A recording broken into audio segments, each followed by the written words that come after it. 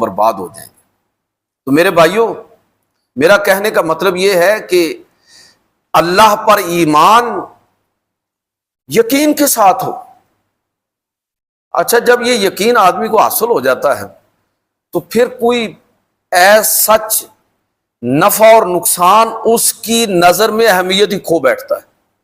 وہ سمجھتا ہے بس ٹھیک ہے، جو میرا کام کوشش کرنا تھا، محنت کرنا تھا، دعائیں بھی کی ہیں، التجائے بھی رب کی بارگاہ میں کی ہیں، ایسا نہیں ہو سکا جیسا میں نے چاہا تھا، تو پھر اس کا یقین اس کو بتاتا ہے کہ اسی میں اللہ کی بہتری ہے، جو ہوا ہے اسی میں اللہ کی بہتری ہے، اسی کے اندر کوئی خیر چھپی ہوئی ہے، اسی کے اندر کوئی حکمت ہے جس کو میں نہیں جان پایا۔